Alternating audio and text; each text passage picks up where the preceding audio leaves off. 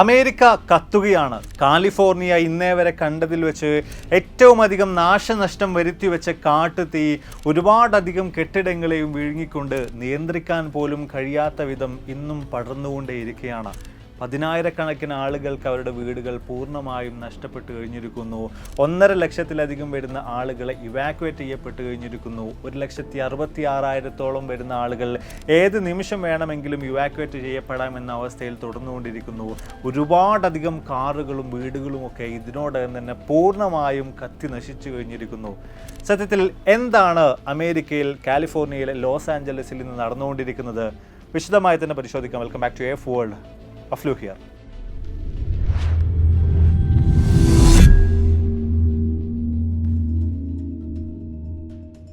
ഇക്കഴിഞ്ഞ ജനുവരി 7-ാം തീയതിയാണ് അമേരിക്കയിലെ കാലിഫോർണിയയിലെ ലോസ് ആഞ്ചലസിൻ്റെ ഭാഗങ്ങളിലായിട്ട് വലിയ തോതിൽ തന്നെ തീ ആളിപ്പടരാൻ ആരംഭിക്കുന്നത്. അത് ജനവാസ മേഖലകളിൽ ഒരു ബിൽഡിങ്ങിൽ നിന്ന് മറ്റൊന്നിലേക്ക് പിന്നീട് മറ്റൊന്നിലേക്ക് എന്ന നിലയിൽ വലിയ തോതിൽ തന്നെ ആളിപ്പടരുകയായിരുന്നു. ഇപ്പോൾ ദിവസങ്ങൾക്കിപ്പുറം പോലും 4-5 ദിവസങ്ങൾ കഴിഞ്ഞിട്ട് പോലും നിയന്ത്രിക്കാൻ പോലും കഴിയാത്ത വിധം ആ തീ അങ്ങനെ ആളിപ്പടർന്നുകൊണ്ടേയിരിക്കുകയാണ്. ഒരുപാട് തരത്തിലുള്ള നാശനഷ്ടങ്ങൾ വരുത്തി വെച്ചുകൊണ്ടേയിരിക്കുകയാണ്. കാലിഫോർണിയയുടെ ചരിത്രത്തിൽ ഏറ്റവും അധികം നാശനഷ്ടം വരുത്തിവെച്ച ഒന്നായിട്ട് ഇത് മാറി വന്നിരിക്കുകയാണ്. തീർച്ചയായിട്ടും കഴിഞ്ഞ ദിവസങ്ങളിലായിട്ട് വ്യത്യസ്ത മാധ്യമങ്ങളിലും സോഷ്യൽ മീഡിയകളിലും ഒക്കെ ആയിട്ട് ലോസ് ആഞ്ചലസിലെ ഈ കാട്ടുതീയുമായി ബന്ധപ്പെട്ട ദൃശ്യങ്ങൾ നിങ്ങളും കണ്ടിട്ടുണ്ടാകും. അതിൽ ചില വീഡിയോകളൊക്കെ ഉണ്ടായിരുന്നു. ഒരാൾ വിമാനത്തിൻ്റെ വിൻഡോയിലൂടെയൊക്കെ ചിത്രീകരിച്ച ചില വീഡിയോകളൊക്കെ ഉണ്ട്. അതൊക്കെ ഈ ആദ്യം കാണുന്ന അവസരത്തിൽ ഇതൊക്കെ റിയൽ ആണോ അതോ ഫേക്ക് ആയിട്ടുള്ള ക്ലിപ്പുകളാണോ എന്ന് പോലും നമ്മളൊക്കെ തന്നെയും ചിന്തിച്ചു പോകുന്ന രീതിയിൽ തന്നെയാണ് ആ വിഷ്വൽസ് ഒക്കെ തന്നെയും ഉള്ളത്. കാരണം അത്രയും അധികം വലിയ ജനവാസ മേഖലയിലേക്ക് വലിയ തോതിൽ തന്നെയാണ് ഈ തീ ആളി പടർന്നിട്ടുണ്ടായിരുന്നത്. അത്തരത്തിൽ ഒരുപാട് തരത്തിലുള്ള വലിയ നാശനഷ്ടങ്ങൾ തന്നെയാണ് അവിടെയൊക്കെ തന്നെയും സൃഷ്ടിച്ചു വെച്ചിട്ടുള്ളത്. അതിൻ്റെ കണക്കുകൾ എടുത്ത് പരിശോധിച്ച് നോക്കുമ്പോൾ ഏറെക്കുറെ 4 ലക്ഷം കോടി രൂപ വരുന്ന പ്രോപ്പർട്ടികളാണ് ലോസ് ആഞ്ചലസിൽ ഈ ഒരു തീ കാരണമായിട്ട് പൂർണ്ണമായിട്ടും നശിച്ചു പോയിട്ടുള്ളത്. 2 ലക്ഷത്തോളം വരുന്ന ഏക്കറുകൾ പൂർണ്ണമായിട്ടും ഇപ്പോൾ തീ ആളി പടർന്നു കഴിഞ്ഞിരിക്കുകയാണ്. അതുപോലെ തന്നെ ഒരുപാടധികം ആളുകൾക്ക് അവരുടെ വീടുകൾ നഷ്ടമായിരിക്കുകയാണ്. മാളുകളും ഹോസ്പിറ്റലുകളും ഹോട്ടലുകളും ഒക്കെ പൂർണ്ണമായിട്ടും കത്തിക്കരിഞ്ഞു പോയിരിക്കുകയാണ്. 2 ലക്ഷത്തോളം വരുന്ന ആളുകൾക്ക് അവരുടെ വീടുകൾ നഷ്ടമായി എന്ന് തുടങ്ങിയിട്ടുള്ള ചില കണക്കുകളൊക്കെ പുറത്തു വരുന്നുണ്ട്. മാത്രമല്ല 3 ലക്ഷത്തോളം വരുന്ന അമേരിക്കയിലെ ആളുകൾ ഇന്ന് ജീവിച്ചുകൊണ്ടിരിക്കുന്നത് ഇലക്ട്രിസിറ്റി ഇല്ലാതെയാണ്. അതുപോലെ തന്നെ 1,66,000 വരുന്ന ആളുകൾ ഏത് സമയത്ത് വേണമെങ്കിലും ഇവാക്യുവേറ്റ് ചെയ്യണം എന്നൊരു തീരുമാനത്തോടു കൂടി തന്നെ ഔദ്യോഗികമായിട്ടുള്ള അറിയിപ്പുകൾക്ക് വേണ്ടി കാതോർത്തുകൊണ്ടിരിക്കുന്ന ഒരു അവസ്ഥയിലാണ് അവിടെ കാര്യങ്ങൾ മുന്നോട്ടേക്ക് പോയിക്കൊണ്ടിരിക്കുന്നത്. ഈ ലോസ് ആഞ്ചലസ് എന്ന് പറയുമ്പോൾ തീർച്ചയായിട്ടും നമുക്കറിയുന്ന ഒരു കാര്യമാണ്, അമേരിക്കയിലെ തന്നെ ഏറ്റവും വലിയ 2ാമത്തെ നഗരമാണ് ലോസ് ആഞ്ചലസ്. അതുപോലെ തന്നെ വേൾഡിലെ എൻ്റർടൈൻമെൻറ്റ് ക്യാപിറ്റൽ എന്നൊക്കെ അറിയപ്പെടുന്ന ഒരു സ്ഥലം കൂടിയാണ്, ഒരു നഗരം കൂടിയാണ് ഈ ലോസ് ആഞ്ചലസ് എന്ന് പറയുന്നത്. ഹോളിവുഡുമായി ബന്ധപ്പെട്ട വളരെയേറെ സുപ്രധാനമായിട്ടുള്ള ഒരുപാട് തരത്തിലുള്ള കാര്യങ്ങൾ നമുക്ക് ലോസ് ആഞ്ചലസിൽ കാണാൻ സാധിക്കുന്നുണ്ട്. ഒരുപാടധികം ഫേമസ് ആയിട്ടുള്ള പല സെലിബ്രിറ്റീസിനും ഒരുപാട് പ്രോപ്പർട്ടികളൊക്കെ തന്നെയുമുള്ള ഒരുപാട് ആളുകൾ ജീവിച്ചുകൊണ്ടിരിക്കുന്ന ഒരു സ്ഥലം കൂടിയാണ് ഈ ലോസ് ആഞ്ചലസ് എന്ന് പറയുന്നത്. ഒരുപക്ഷെ ഞാൻ ഈ പറയുമ്പോൾ നിങ്ങൾക്ക് അതിൻ്റെ തീവ്രത കൃത്യമായിട്ട് ഉൾക്കൊള്ളാൻ കഴിഞ്ഞോളുന്നില്ല. പക്ഷേ ഈ വിഷ്വൽസ് ഒക്കെ തന്നെയും കാണുമ്പോൾ കാര്യങ്ങൾ ഗുരുതരമായ രീതിയിൽ തന്നെയാണ് അവിടെ പോയിക്കൊണ്ടിരിക്കുന്നത് എന്ന കാര്യത്തെക്കുറിച്ച് തീർച്ചയായിട്ടും നിങ്ങൾക്ക് മനസ്സിലാക്കാൻ സാധിക്കുന്നുണ്ടാവും. ഇവിടെ കേവലം ഒരു ചെറിയ ഭാഗത്ത് നിന്ന് ആരംഭിച്ചൊരു കാട്ടുതീ അതങ്ങനെ പടർന്നുകൊണ്ടിരിക്കുന്നു എന്നതിനും അപ്പുറത്തേക്ക് ഈ ഒരു കാലിഫോർണിയയിൽ ലോസ് ആഞ്ചലസിൻ്റെ പ്രദേശങ്ങളിലെ വ്യത്യസ്ത ഭാഗങ്ങളായിട്ട് വ്യത്യസ്ത തരത്തിലുള്ള തീകളാണ് അല്ലെങ്കിൽ കാട്ടുതീകളാണ് ആളിപ്പടർന്നുകൊണ്ടിരിക്കുന്നത്. അതിനൊക്കെ തന്നെയും വ്യത്യസ്ത പേരുകളുമുണ്ട്. അതിൽ ഒന്നാമതായിട്ട് വരുന്നത് പാലസൈഡസ് ഫയറാണ്. അത് ഏറെക്കുറെ 21,300 ഏക്കർ ഇതിനോടകം തന്നെ വിഴുങ്ങിക്കഴിഞ്ഞിരിക്കുകയാണ്. ഏറെക്കുറെ 5,300 വരുന്ന ബിൽഡിങ്ങുകൾ പൂർണ്ണമായിട്ടും ചാമ്പലാക്കി കഴിഞ്ഞിരിക്കുകയാണ്. ഈ മേഖലയിൽ നിന്ന് മാത്രമായിട്ട് 1.5 ലക്ഷത്തോളം വരുന്ന ആളുകൾ ഇവാക്യുവേറ്റ് ചെയ്തിരിക്കുകയാണ്. അടുത്തതായിട്ടുള്ളത് ഈട്ടൺ ഫയർ ആണ്. 14,000 വരുന്ന ഏക്കറുകളിലേക്ക് ഈ ഒരു കാട്ടുതീ ആളിപ്പടർന്നു കഴിഞ്ഞിട്ടുണ്ട്.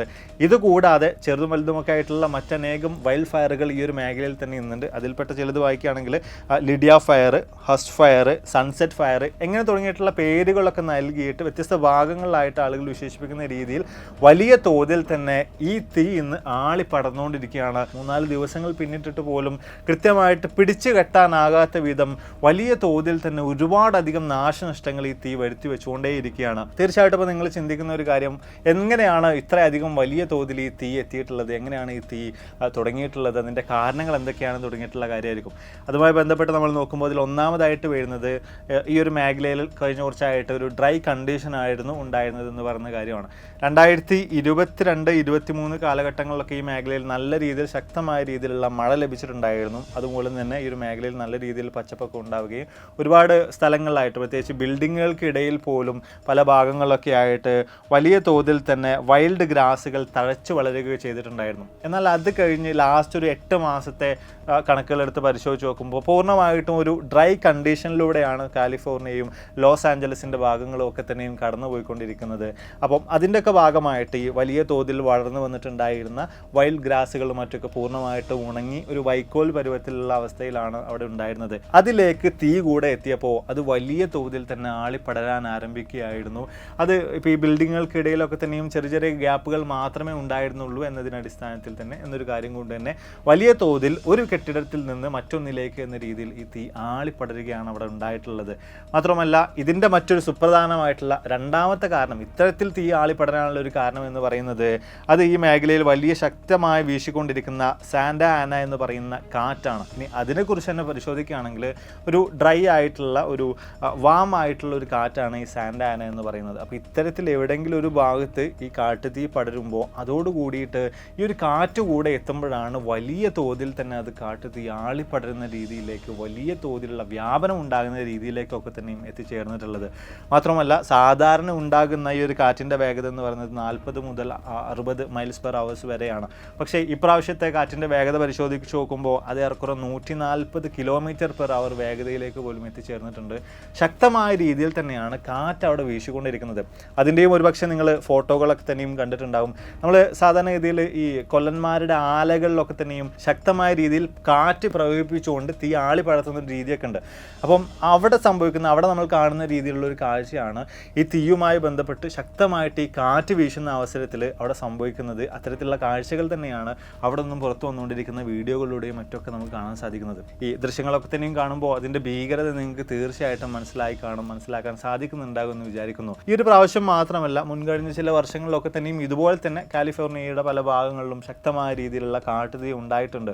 അതിൻ്റെ കണക്കുകൾ പരിശോധിച്ച് നോക്കുമ്പോൾ 2024 അതായത് കഴിഞ്ഞ വർഷം ഏറെക്കുറെ 4037ഓളം വരുന്ന ഏക്കർ ഇത്തരത്തിൽ കാട്ടുതീ കാരണമായിട്ട് പൂർണ്ണമായിട്ടും തീ വിഴുങ്ങിയിട്ടുണ്ടായിരുന്നു. 2018 എത്തുമ്പോൾ അത് 96,000 ഏക്കർ സ്ഥലമായിട്ട് മാറുന്നുണ്ട്. 2017 അത് 7194 ഏക്കറായിട്ട് ചുരുങ്ങുന്നുണ്ട്. അപ്പോൾ ഈ ഒരു രീതിയിൽ നിരന്തരമായിട്ട് ഈ ഒരു സമയങ്ങളിലൊക്കെ ആയിട്ട് ഈ കാറ്റിൻ്റെ ഈ സാന്റാ ആന എന്ന് പറയുന്ന കാറ്റിൻ്റെയും ഇവിടുത്തെ ക്ലൈമറ്റ് കണ്ടീഷൻ്റെയും ഒക്കെ അടിസ്ഥാനത്തിൽ ഈ ഒരു മേഖലയിൽ പലപ്പോഴായിട്ടും ഇത്തരത്തിലുള്ള ശക്തമായിട്ടുള്ള കാട്ടുതീകൾ ഉണ്ടാവാറുണ്ട്. പക്ഷേ ഇപ്രാവശ്യമാണ് അത് ഏറ്റവും അധികം വേഴ്സ് സിനാരിയോയിലേക്ക് എത്തിച്ചേർന്നിട്ടുള്ളത്. ഏറ്റവും അധികം നാശനഷ്ടം വരുത്തി വെച്ച രീതിയിലേക്ക് പോലും അത് എത്തിയിട്ടുള്ളത്. ഇനി എങ്ങനെയാണ് ഈ ഒരു കാട്ടുതീയുടെ തുടക്കം എന്ന കാര്യത്തെക്കുറിച്ച് പരിശോധിക്കാം. അതിൽ 2-3 തരത്തിലുള്ള തിയറികളുണ്ട്. അതിൽ ഒന്നാമതായിട്ട് എല്ലാവരും വിശദീകരിക്കുന്ന ഒരു കാര്യം, ഈ ഡ്രൈ ക്ലൈമറ്റ് കണ്ടീഷനിൽ ഉണങ്ങി നിൽക്കുന്ന ഈ മരങ്ങളൊക്കെ തന്നെയും പരസ്പരം കൂട്ടിയുരസതിൻ്റെ ഭാഗമായിട്ട് സാധാരണ രീതിയിൽ കാട്ടുതീ ഉണ്ടാകുന്ന രീതിയിൽ ഉണ്ടായി അത് വലിയ തോതിൽ വ്യാപിച്ചു എന്നുള്ള നിലയിലാണ്. അതുപോലെ തന്നെ രണ്ടാമതായിട്ട് പറയുന്ന ഒരു കാരണം ഇലക്ട്രിസിറ്റി ലൈനുകളിൽ നിന്ന് ഒരു പക്ഷേ ഈ ഒരു കാട്ടുതീ ഉണ്ടായതാകാം എന്നുള്ള കാര്യമാണ്. അപ്പോൾ അതുമായി ബന്ധപ്പെട്ട പല ഫൂട്ടേജുകളും പുറത്തു വന്നിട്ടുണ്ടായിരുന്നു. പല ഇലക്ട്രിക് ലൈനുകളും പരസ്പരം കൂട്ടി ഉരസുകയും മറ്റൊക്കെ ചെയ്തിട്ട് അതിൽ നിന്ന് വലിയ തോതിൽ സ്പാർക്കുകൾ ഉണ്ടാവുകയും അത് താഴെയുള്ള മരങ്ങളിലേക്കും മറ്റൊക്കെ വീഴുന്നതായിട്ടുള്ള ഫൂട്ടേജുകളൊക്കെ വന്നിട്ടുണ്ടായിരുന്നു. അപ്പം ഒരു പക്ഷേ ഈ ഒരു വലിയ കാട്ടുതീയുടെ തുടക്കം ഈ ഇലക്ട്രിക് ലൈനുകളിൽ നിന്നാകാം എന്നൊരു വിഭാഗം ആളുകൾ അഭിപ്രായം ഉന്നയിക്കുന്നുണ്ട്. മറ്റു ചില ആളുകൾക്ക് പറയാനുള്ളത് ഇതൊരു പക്ഷേ മനുഷ്യനിർമ്മിതമായിരിക്കാം എന്ന് തുടങ്ങിയിട്ടുള്ള കാര്യമാണ്. അപ്പം അതിൽ തന്നെ ഈ ഫ്ലെയിമറുകളൊക്കെ ഉപയോഗിച്ചുകൊണ്ട് കാലിഫോർണിയയുടെ പല ഭാഗങ്ങളിൽ, ലോസ് ആഞ്ചലസിൻ്റെ പല ഭാഗങ്ങളിൽ ചില ആളുകളൊക്കെ തന്നെയും മനഃപൂർവ്വം തീ ഉണ്ടാക്കാനായിട്ട് ശ്രമിക്കുന്നതായിട്ടുള്ള ചില കാര്യങ്ങളൊക്കെ തന്നെയും പുറത്തു വന്നിട്ടുണ്ടായിരുന്നു. ചില ആളുകളൊക്കെ അതിനടിസ്ഥാനത്തിൽ അറസ്റ്റ് ചെയ്തു എന്ന് പറഞ്ഞ വാർത്തകളൊക്കെ പുറത്തു വന്നിട്ടുണ്ടായിരുന്നു. അപ്പം എന്തുകൊണ്ട് എങ്ങനെ കൃത്യമായിട്ട് ഈ ഒരു കാട്ടുതീ ആരംഭിച്ചു എന്ന് ചോദിച്ചു കഴിഞ്ഞാൽ ഇപ്പോഴും കൃത്യമായിട്ടൊരു ഉത്തരം ലഭിക്കാത്ത അവസ്ഥയിൽ തന്നെയാണ് ഏതായാലും നമ്മളുള്ളത്. എന്തൊക്കെ തന്നെയായാലും ഇത്തരത്തിലുള്ള കാര്യങ്ങളൊക്കെ തന്നെയാണ് ഈ ഒരു കാട്ടുതീയുടെ പുറകിൽ അനുമാനിക്കപ്പെടുന്നത്. മാത്രമല്ല ഈ ഒരു ഏരിയ, ലോസ് ആഞ്ചലസിൻ്റെ ഈ തീപിടുത്തം നടന്നിട്ടുള്ള ഏരിയ എന്ന് പറയുന്നത് വലിയ തോതിൽ തന്നെ ലക്ഷ്യൂറിയസ് ആയിട്ടുള്ള ഒരുപാട് തരത്തിലുള്ള സ്ട്രക്ചറുകളുള്ള ബിൽഡിങ്ങുകളുള്ള വീടുകളുള്ള ഒരു ഏരിയ ആണ്. അതിൽ തന്നെ ഈ ഒരു കാട്ടുതീ കാരണമായിട്ട് ഒരുപാട് സെലിബ്രിറ്റീസിൻ്റെ ഫേമസ് ആയിട്ടുള്ള ആളുകളുടെ ഒക്കെ തന്നെയും മില്യൺ കണക്കിന് ഡോളർ വില വരുന്ന വീടുകളൊക്കെ തന്നെയും കത്തി നശിച്ചിട്ടുണ്ട്. അപ്പോൾ അതിൻ്റെ കണക്കുകൾ, അവരുടെ പേരുകളൊക്കെ നോക്കുമ്പോൾ പാരിസ് ഹിൽട്ടൻ്റെ ഏറെക്കുറെ $8.7 മില്യൺ വില വരുന്ന വീടാണ് പൂർണ്ണമായിട്ടും കത്തി നശിച്ചിട്ടുള്ളത്. അതേപോലെ തന്നെ സ്പെൻസർ പേറ്റൻ്റെയും അതേപോലെ തന്നെ ഹെയ്ഡി മോണ്ടാഗിൻ്റെയും വീട് $2.5 മില്യൺ വില വരുന്ന വീട് പൂർണ്ണമായിട്ടും കത്തി നശിച്ചു പോയിരിക്കുകയാണ്. ആഡം ബ്രോഡിയുടെ $6.5 മില്യൺ വില വരുന്ന വീട് പൂർണ്ണമായിട്ടും കത്തി നശിച്ചിരിക്കുകയാണ്. അങ്ങനെ തുടങ്ങിയിട്ട് ഒരുപാട് തരത്തിലുള്ള ഫേമസ് ആയിട്ടുള്ള ആളുകളുടെയും മറ്റുമൊക്കെ വീടുകളൊക്കെ ഇതിനോടൊപ്പം തന്നെ പൂർണ്ണമായിട്ടും ഈ തീ വിഴുങ്ങി കഴിഞ്ഞിരിക്കുകയാണ്. ഇനി നിങ്ങളുടെ മനസ്സിലേക്ക് വരുന്ന അടുത്തൊരു ചോദ്യം, എന്തുകൊണ്ട് ഇതിനെ പിടിച്ചു കെട്ടാൻ കഴിയുന്നില്ല? എന്തുകൊണ്ട് പൂർണ്ണമായിട്ടും ഈ ഒരു തീ അണക്കാനായിട്ട് അവിടുത്തെ ഫയർ ഫൈറ്റേഴ്സിന് കഴിയുന്നില്ല? ഈ ഒരു കാര്യത്തെക്കുറിച്ച് നോക്കുമ്പോൾ നിയന്ത്രിക്കാൻ പോലും ആകാത്ത വിധം വലിയ തോതിൽ തന്നെയാണ് ഈ ഒരു തീ ആളിപ്പടർന്നുകൊണ്ടിരിക്കുന്നത്. മുമ്പേ പറഞ്ഞ പോലെ തന്നെ ശക്തമായിട്ടുള്ള കാറ്റ് കൂടെ അവിടെ ഉണ്ട് എന്നൊരു കാര്യം കൂടെ വരുമ്പോൾ പെട്ടെന്നൊന്നും അതിനെ പിടിച്ചു കെട്ടാൻ കഴിയാത്ത അവസ്ഥയിലേക്ക് അത് എത്തിച്ചേരുന്നുണ്ട്. മാത്രമല്ല ഈ കഴിഞ്ഞ ബജറ്റിൽ ഫയർ ഫൈറ്റിങ്ങിന് വേണ്ടിയിട്ട് അലോക്കേറ്റ് ചെയ്തിട്ടുള്ള ഫണ്ടിലും വലിയ തോതിൽ തന്നെ കുറവുണ്ടായിരുന്നു. ആ ഒരു സമയത്ത് തന്നെ ഫയർ ഫൈറ്റേഴ്സ് പറഞ്ഞിട്ടുള്ള ഒരു കാര്യമാണ്, ഒരു വോസ് സിനാരിയൊക്കെ വന്നു കഴിഞ്ഞ് കഴിഞ്ഞാൽ പൂർണ്ണമായിട്ടും അതിനെ പിടിച്ചു കെട്ടാൻ ഈ ഫണ്ട് കൊണ്ട് കഴിയില്ല എന്ന് തുടങ്ങിയിട്ടുള്ള കാര്യം. എന്തൊക്കെ തന്നെയായാലും അങ്ങനെ ഒരു സിറ്റുവേഷനിലൂടെയാണ് അമേരിക്ക ഇന്ന് കടന്നു പോയിക്കൊണ്ടിരിക്കുന്നത്.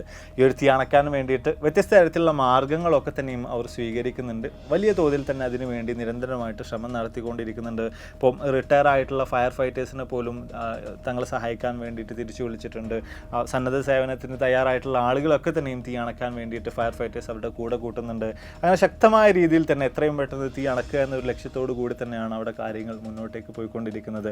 മാത്രമല്ല തീ ഇനിയും ആളിപ്പടരാനുള്ള സാധ്യതകൾ കൂടെ അവർ മുന്നിൽ കാണുന്നുണ്ട്. അതിന്റെ അടിസ്ഥാനത്തിലാണ് ഏറെക്കുറെ 1,66,000 വരുന്ന ആളുകൾ ഒരു സ്റ്റാൻഡ് ബൈ കണ്ടീഷനിൽ എപ്പോൾ വേണമെങ്കിലും ഇവിടുന്ന് മാറേണ്ടി വരും എന്നുള്ളൊരു ചിന്തയോടുകൂടി തന്നെ, എവാക്യുവേറ്റ് ചെയ്യേണ്ടി വരുന്ന ഒരു ചിന്തയോടുകൂടി തന്നെ അവിടെ സാഹചര്യങ്ങൾ കാതോർത്തുകൊണ്ടിരിക്കുന്നത്.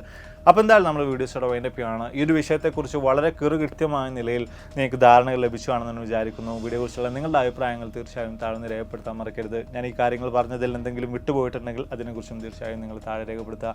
അപ്പോൾ ഇതിൽ നല്ല ഒരുപാടധികം വീഡിയോസുകളുമായിട്ട് കണ്ടുമുട്ടാം എന്ന പ്രതീക്ഷയോടെ ബൈ.